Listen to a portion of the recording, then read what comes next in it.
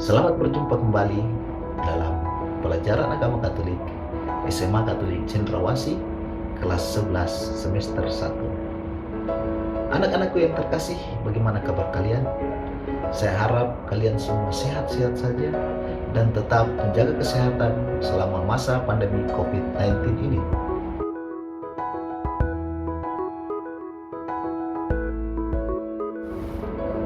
Materi kita pada hari ini adalah tentang gereja sebagai umat Allah.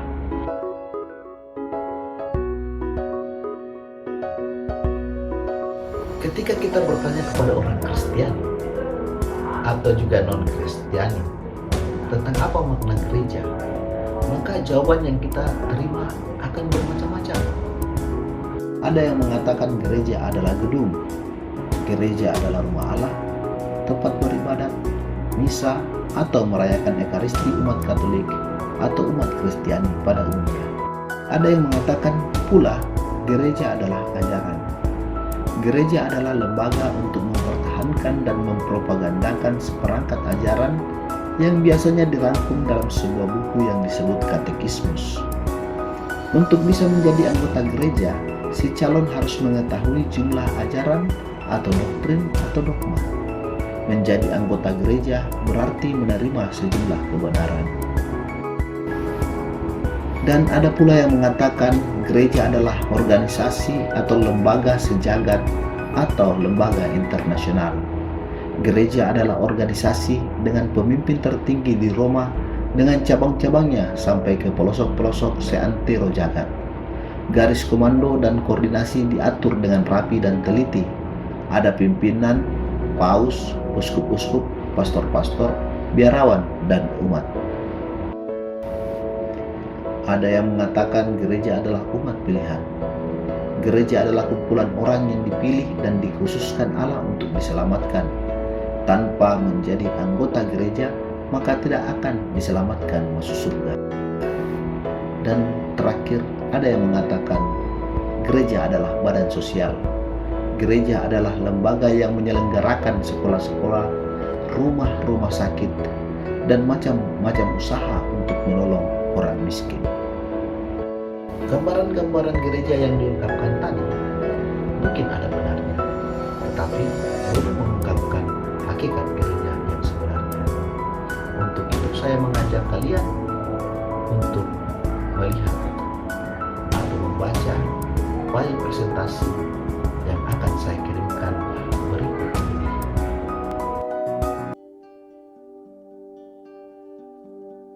Materi kita pada hari ini berjudul Gereja sebagai Umat Allah.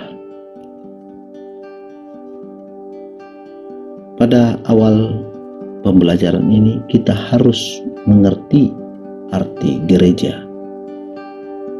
Kata gereja berasal dari bahasa Portugis igreja yang diambil dari kata bahasa Yunani eklesia, berarti kumpulan, pertemuan, atau rapat. Paus Fransiskus menjelaskan eklesia sebagai pertemuan akbar orang-orang yang dipanggil. Allah memanggil kita semua untuk menjadi keluarganya.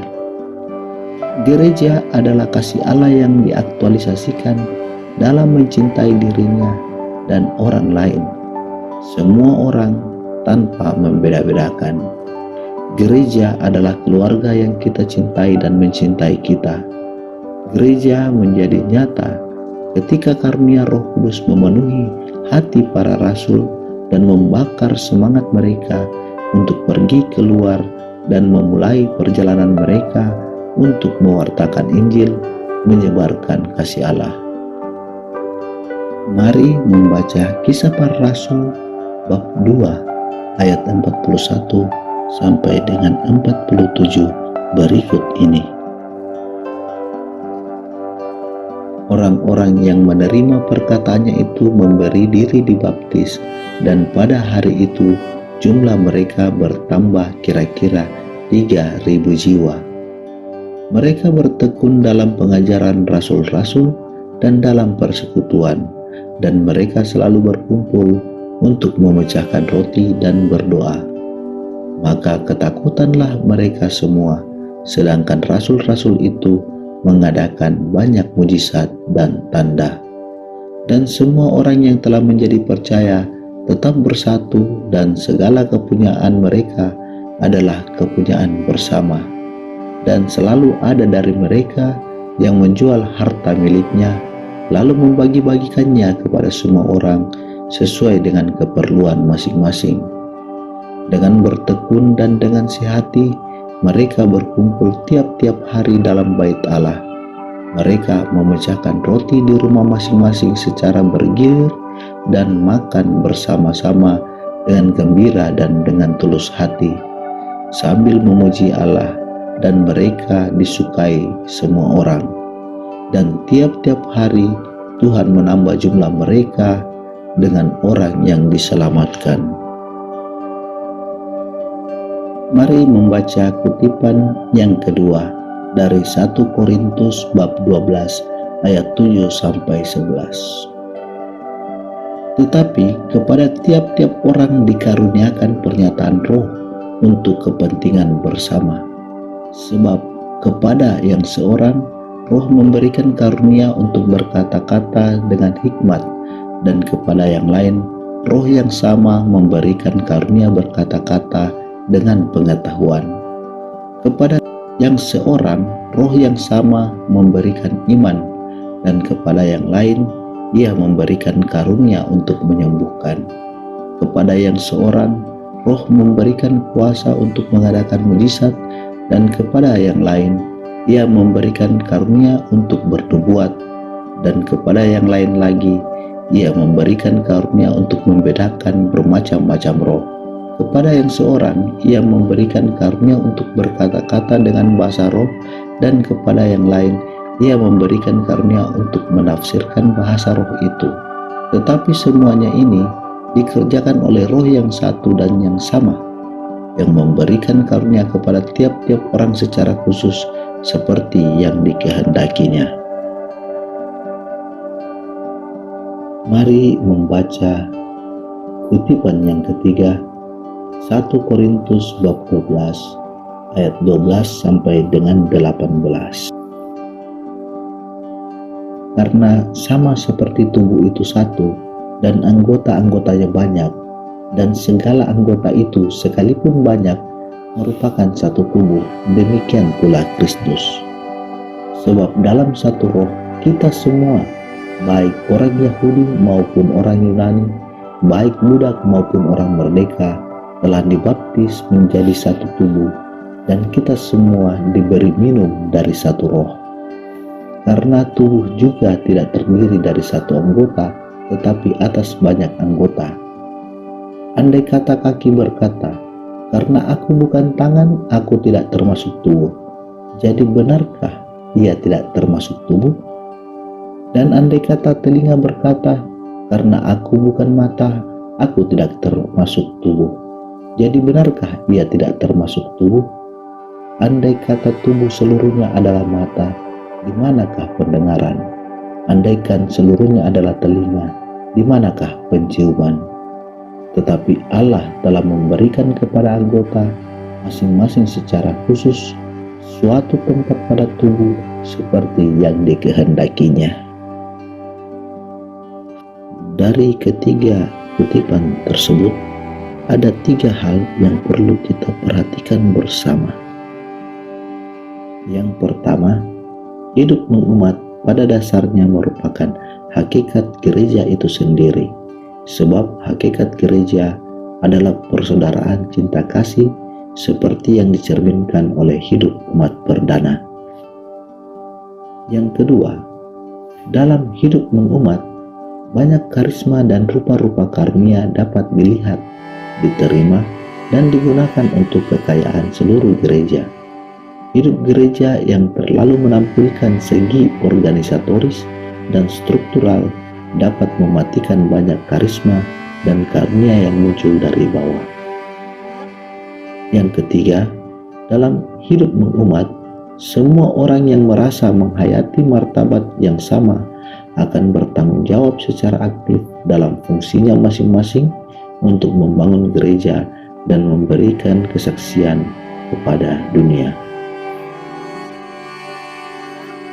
Berikutnya, mari kita melihat hakikat gereja sebagai umat Allah. Yang pertama, umat Allah merupakan suatu pilihan dan panggilan dari Allah sendiri. Umat Allah adalah bangsa terpilih, bangsa terpanggil. Yang kedua, umat Allah dipanggil dan dipilih oleh Allah untuk misi tertentu, yaitu menyelamatkan dunia. Yang ketiga, hubungan antara Allah dan umatnya dimeterikan oleh suatu perjanjian. Umat harus menaati perintah-perintah Allah dan Allah akan selalu menepati janji-janjinya. Yang keempat, umat Allah selalu dalam perjalanan melewati padang pasir menuju tanah terjanji. Artinya, kita sebagai gereja sedang bersiara di dunia menuju rumah Bapa di surga. Ada 3 dasar dan konsekuensi gereja sebagai umat Allah.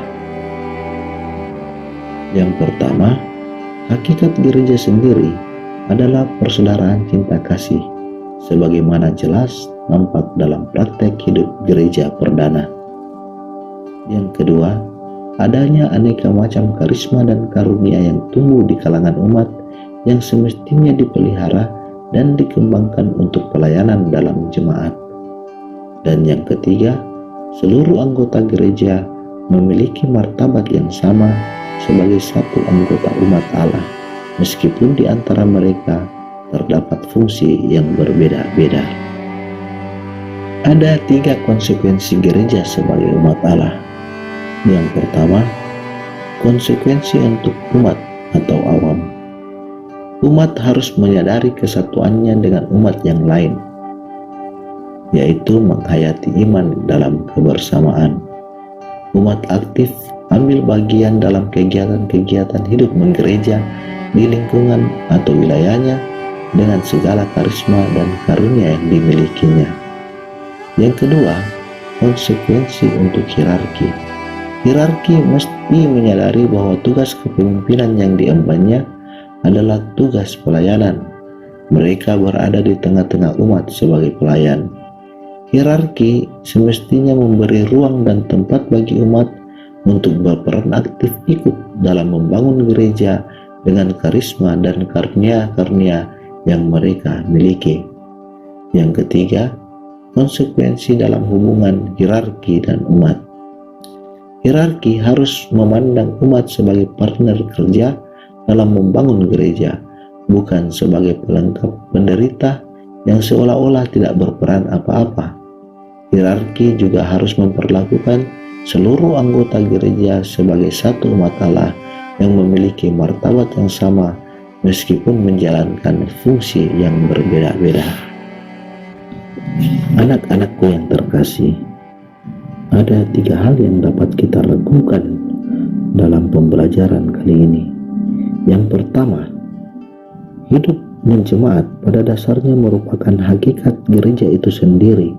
Sebab hakikat gereja adalah persaudaraan cinta kasih seperti dicerminkan dalam hidup umat perdana.